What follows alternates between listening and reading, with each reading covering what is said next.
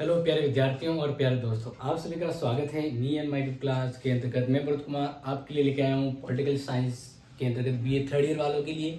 और इसमें हम ये जो पढ़ रहे हैं ना टॉपिक, ये ऑलमोस्ट हम बात करें कि कुछ समय पहले एक टॉपिक हमने शुरू किया था गुट निरपेक्षता में, यानी गुट निरपेक्ष जो आंदोलन है उसमें भारत की क्या भूमिका है। तो उसमें सेकंड पार्ट नहीं आ पाया था, या हो सकते हैं कि वो पार्ट मिस आउट हुआ था। तो स्टूडेंट की डिमांड पर पार्ट 2 गुट निरपेक्षता में, गुट निरपेक्ष आंदोलन में भारत की भूमिका है, इसका पार्ट 2 है, वो मैं आपको यहाँ पर बताने वाला हूँ कि उस कड़ी में आगे क्या था जो आपको पता होना चाहिए था। वैसे बात करें कि ऑलमोस्ट उस पार्ट में कवर हो चुका था, लेकिन थोड़ी सी जो समरी कह सकते हैं ना वो रह गई थी, जो मैं आपको समझाने वाला हूँ। तो देखिए, इससे पहले हमने ये समझ लिया है कि गुट निरपेक्षता क्या है और भारत की किस प्रकार की भूमिका रही है। क्योंकि आप सभी को पता होगा, जब शीत युद्ध का दौर था, किसका दौर था? शीत युद्ध का दौर था। और शीत युद्ध का दौर था तब पूरा विश्व दो गुटों में बढ़ गया था। एक गुट था तो अमेरिका वाला यूएसए, एक गुट था सोवियत संघ वाला जिसको यूएसएसआर कहा जाता है। अब इन दोनों ही ताकतवर देशों ने पूरे विश्व को अपने शिकंजे में जकड़ लिया था। इन्होंने सैनिक शक्ति के तौर पे नाटो की स्थापना करी थी, तो इसके टक्कर के लिए उन्होंने वार्सा की स्थापना कर दी, वार्सा पैक्ट। इस प्रकार से दोनों जो गुट है ना, क्योंकि ये गुट अपनी कौन सी विचारधारा को लेकर चल रहा था? ये ले चल रहा था पूंजीवाद। कौन सी विचारधारा को? पूंजीवाद को। और ये इसके एवज में इसकी जो विचारधारा थी इन देशों की, वो होती है साम्यवाद। कौन सी थी? साम्यवाद। तो दोनों एक दूसरे के जबरदस्त दुश्मन की तरह थे, जैसे भारत और पाकिस्तान कैसे वैसे। और इस प्रकार से शीत युद्ध यानी सेकंड वर्ल्ड वॉर के बाद जब शीत युद्ध शुरू हुआ, तो इस शीत युद्ध ने विश्व को पूरे तनाव में डाल दिया था, विश्व को गंभीर तनाव में डाल दिया था। एक समय ऐसा भी था कि माना जाए कि भाई वर्ल्ड वॉर हो सकता है, तीसरा वर्ल्ड वॉर। तो ये जो समय था, इस समय जो नए देश आजाद हुए थे, जस्ट लाइक भारत जैसे देश, तो उन्हें वापस, जैसे मान लीजिए भारत 1947 में आजाद हुआ, तो अगर वापस इन दोनों ताकत में से किसी एक ताकत के अंडर में अगर चला जाएगा तो भारत की आजादी स्वाभिमानिता, और हम बात करें कि उसका जो डेवलपमेंट है वो कहाँ जाएगा, लोगों की आजादी स्वतंत्रता कहाँ जाएगी। तो भारत जैसे न स्वतंत्र देश, जैसे एशियाई और दक्षिणी अफ्रीकी देश है, उन्होंने सोचा कि हम इनसे अलग रहते हैं, इन तनाव वाले सैनिक गुटों से अलग रहते हैं। तब उन्होंने गुट निरपेक्षता की नींव रखी और गुट निरपेक्षता का विचार उत्पन्न हुआ। गुट निरपेक्षता, ठीक है। और ये गुट निरपेक्षता की नींव है, इसके रखने में भारत का बड़ा अहम योगदान है। भारत का इस गुट निरपेक्षता की स्थापित में बहुत बड़ा अहम योगदान है, क्योंकि इनके बदौलत विश्व के समक्ष इन्होंने तीसरे विश्व युद्ध को कहीं ना कहीं रोकने का काम, या विश्व में तनाव को कम करने का काम, और ऐसे जो देश थे जो कमजोर थे, अविकसित थे, और उन्हें इनकी गुलामी से, शिकंजे से दूर रखने के लिए उन्होंने एक ऐसा प्लेटफॉर्म तैयार किया जो इसको गुट निरपेक्षता कहते हैं। तो भारत ने बहुत ही अच्छा रोल प्ले भी किया है। लेकिन अब बात करते हैं एंड ऑफ द टाइम कि भारत की गुट निरपेक्षता का क्या भविष्य है। अब भारत ने जो अपनी विदेश नीति में गुट निरपेक्षता को बड़ा अहम रोल दिया हुआ है। भारत की विदेश नीति के प्रमुख विशेषता है गुट निरपेक्षता। तो अब हम यही बात करेंगे कि गुट निरपेक्षता में भारत का क्या, यानी गुट निरपेक्षता की जो ये नीति है जो हम आपसे बात कर रहे हैं, तो भारत की गुट निरपेक्षता का क्या भविष्य है। भारत की गुट निरपेक्षता का क्या भविष्य है, ठीक है ना। What is the future of non alignment, यानी किस प्रकार से ये इंपॉर्टेंट हो सकता है। तो देखा जाए तो अलग अलग विद्वान होने, क्योंकि देखिए लोग दो तरह के होते हैं, कुछ बुराई भी करते हैं, कुछ अच्छाई भी बताते हैं। तो कुछ लोगों ने कहा कि भारत की गुट निरपेक्षता में रियली में गुट निरपेक्ष है ही नहीं। उन्होंने जब मौका देखा तो एक बार सोवियत संघ की ओर झुके, कभी कभार अमेरिका की ओर झुके। इस प्रकार से उन्होंने इस गुट निरपेक्षता की नीति के तहत न तो अपने कोई दुश्मन बना पाए, दुश्मन तो मान लीजिए बन ही बन गए, लेकिन कोई मित्र नहीं बन पाया। कि भाई जैसे पाकिस्तान ने आक्रमण किया हो, या जैसे 1962 में चाइना ने आक्रमण किया हो, उस समय ना तो चीन हमारी सहायता कर, मतलब जब 1962 में चीन ने आक्रमण किया तो हम गुट निरपेक्षता की नीति को अपना रहे थे। तो इस अकॉर्डिंग हमें न तो अमेरिका से सहायता मिली और न सोवियत संघ से पूरी तरह मजबूती की सहायता मिली, क्योंकि हम नीति अपनाई थी गुट निरपेक्षता। इस वजह से हम अपनी मित्रता नहीं बना पाए। तो ये कहीं ना कहीं आलोचक कहते हैं कि कारगर नीति नहीं है, ये कारगर नीति नहीं है। लेकिन मैं कुछ एक बातें करूं, जैसे हम बात करें डॉक्टर एम एस राजन की, डॉक्टर एम एस राजन की। इनका क्या दृष्टिकोण है, ये क्या सोचते हैं कि भारत की गुटनिरपेक्षता का क्या भविष्य है। तो जैसा कि इनकी बात करें तो ये बात जरूर है कि भाई इस समय भारत बिल्कुल अकेला थकेला पड़ गया था, सपोर्ट नहीं आया, क्योंकि गुटनिरपेक्ष यानी किसी से नाता नहीं रखना एक तरह से भारी भी पड़ा था। डॉक्टर राजन भी कहते हैं कि गुटनिरपेक्षता को छोड़कर, मतलब एक तरह से ये कहा जाए कि भले ही इसकी गुटनिरपेक्षता की नीति की कुछ कमियां हो, लेकिन इसके महत्व को नकारा नहीं जा सकता है।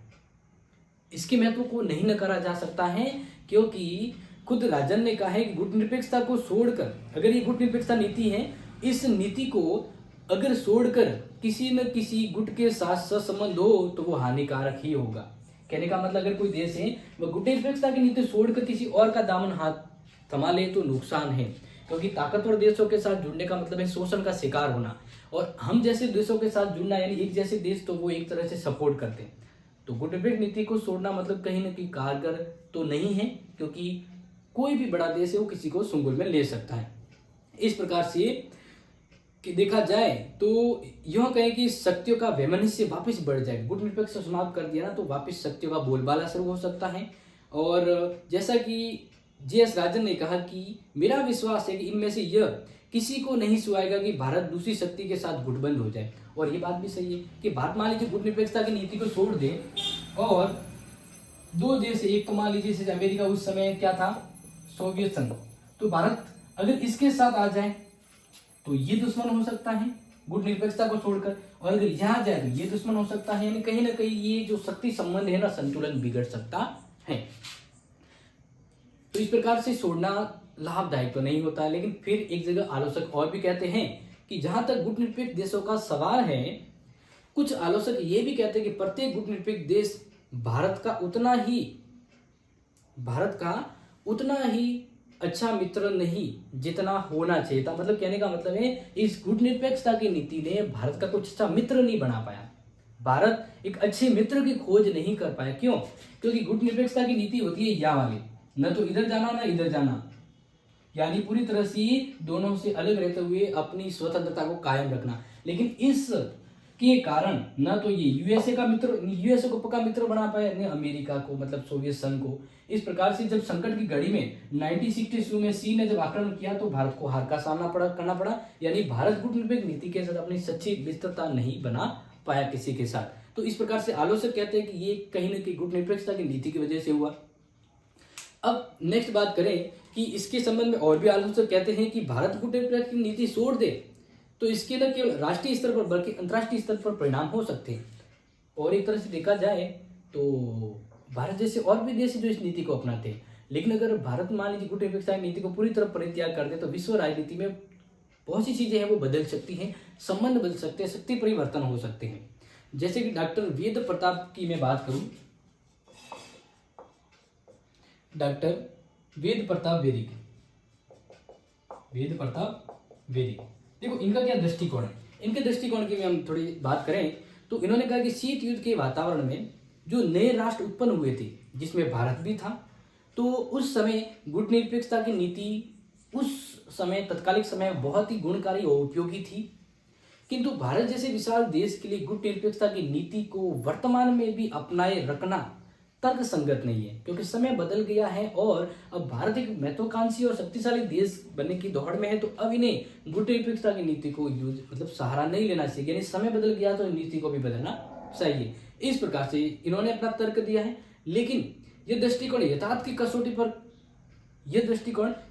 कसौटी पर मान लीजिए खराबी उतर जाए ना, तो रियलिटी है कि गुटनिरपेक्षता एक विश्व शांति नीति की और बढ़ने की नीति है और इसका दामन पूरी तरह नहीं छोड़ा जा सकता है, क्योंकि ये जरूरी है। देखो सभी विद्वान अपने अपने ओपिनियन दे रहे हैं कुछ, तो आपको मैं ये समझाने की कोशिश कर रहा हूँ कि गुटनिरपेक्षता जो नीति है इसका क्या भविष्य रह सकता है, भारत की गुटनिरपेक्षता नीति का क्या भविष्य, क्या इसको पॉजिटिव में ले जाया सकता है नेगेटिव वे पे।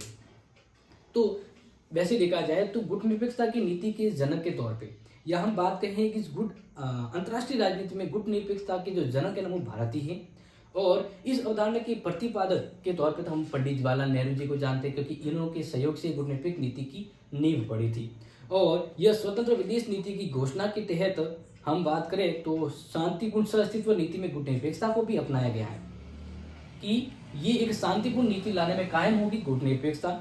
इस वजह से भारत ने गुटनिरपेक्ष नीति की अवधारणा को अपनाया है और इसी विश्व शांति का सपना भी साकार किया है। जैसे बात करें 1971 की घटना की बात करें, जब पाकिस्तान ने आक्रमण किया और भारत ने इसका मुंह तोड़ जवाब देने के लिए संघर्ष का सामना किया, तो इस गुटनिरपेक्ष नीति के तहत भारत ने किसी भी सैनिक गुट के साथ समझौता नहीं रखा कि भाई मैं अमेरिका के साथ समझौता करूं तो सैनिक सहायता मिलेगी, सोवियत संघ के साथ।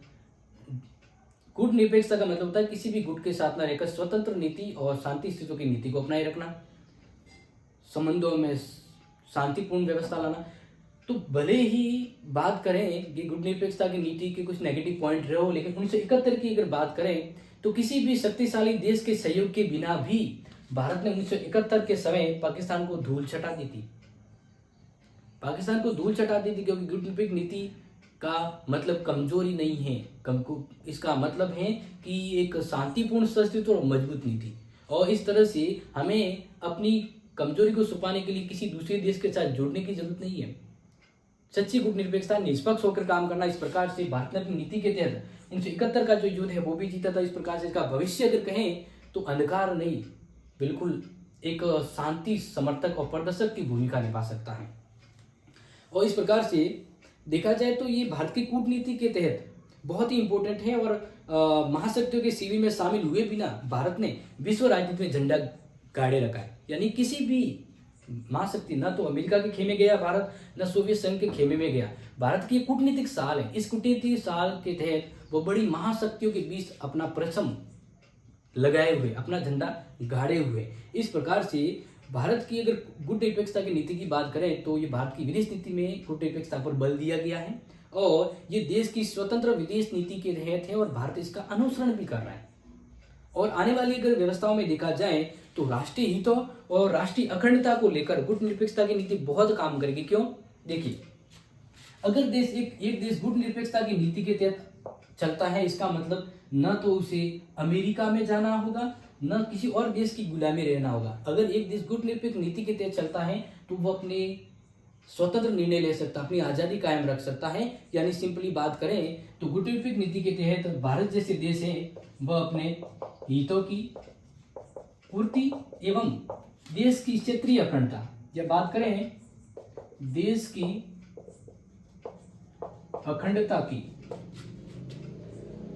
अखंडता की रक्षा कर सकता है या देश की अखंडता बनाए रख सकता है, कर सकते हैं। इस प्रकार से लास्ट कंक्लूजन यही है कि भारत की गुटनिरपेक्षता नीति का भविष्य बहुत ही सुनहरा है, क्योंकि इसके तहत वह अपने हितों की पूर्ति भी कर सकता है, देश की अखंडता की रक्षा भी कर सकता है।